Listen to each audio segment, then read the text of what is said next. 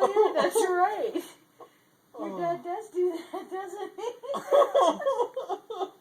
So Jason, who has been like my best friend forever, was like saved my life like twice, has been the butt of your fucking jokes. These weren't jokes though, these were just really unthought out. Gosh, between his poor fat mother and sister and his father who suffers Tourette's, he's surprisingly normal. Oh. He's extraordinarily funny. He's one of the funny. He's one of the funniest people I know. Yeah, he's non-stop wit. Yeah, he's incredibly fucking hilarious. You're not filming this, are you? Oh yes, because I wanted to get Neva's infectious laughter. I actually had not laughed that hard. Oh, since the 911 joke. Which isn't funny to other people. I know, it was one of the funniest things, and you and I, it's probably the hardest we've ever laughed together. Yeah, well, that and at the Zen Center. Oh my god. Yeah, all nothing right. can beat that. I gotta hear this 911. Well, it won't, but see, this one doesn't hold the same kind of, this was more of one of those you had to be there kind of thing, so when we go to tell you, it doesn't, it's not funny. It's not funny, but it was so funny, like, in context. So we're just lying in bed. We were in bed. And we're talking, I can't remember how it came up. It came up where, like, somehow, like, if you got buried alive. Well, I was mad because Dan didn't know my number. Yes. He didn't know my cell phone number, and I was like, I know yours, and I know Mom's. And I did. I did know yours. What's my number? Why do you test me every time? It? It's like 202-431-8134. Nope. Oh, it is that. Never mind. No, you're 419. Alright. So anyway, so we're getting this, we kind of got like getting like back and forth, and she's like, well, you have to know my number, and it was like, well, what happens if something bad happens to you? I'm like, what, like I get buried alive? No, I had said, if I get buried alive, I will know your number and Mom's number, and I will call, if I only have 3 calls, I will call. I'll call Mom. And then he said, well, what would you do with the 3rd number? And I said, well, I'll just make up a number and hope that someone's home. And he had said, oh, you can do that? That's good. Or call 911 if you're buried alive. Anyway, I could call 911. And we just could not stop fucking laughing. Because it was the most obvious. If I was buried alive, why was I calling anybody? I think I should have like, yeah, you can make up a number as long as it's 911. I'll call Mom and ask her to bring a shovel. Yes. I'll call Dan, and then I'll make up the 3rd number, which you thought was really smart for a hot second, and then you realized that's really smart. It's like it's 911.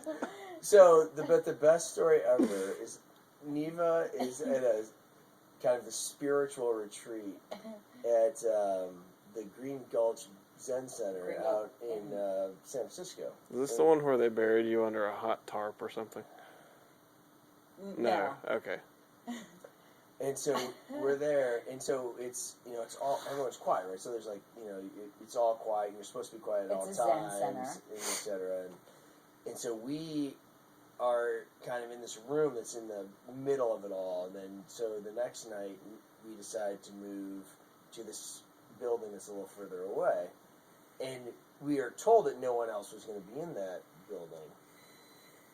And so we go in, and it's literally like the Globe Theater, right? It's like this big like open air octagon, like open air thing. All the rooms are on the outside. There's one big great room in the middle, and all the rooms open up into that great room, and there's like sliding wood transoms above every door, and so like it's one big fucking room, right? Like there's no privacy whatsoever. And so we're sitting there lying in bed and we're reading, and then I make a obscene suggestion to Neva, to which Neva says, absolutely, sure. Let's do that. Let's do that. We're on like Donkey Kong. And it was like, it wasn't just like a It wasn't like a normal. It wasn't like a we should make love or anything No. like that. It was a real kind of hardcore porn statement.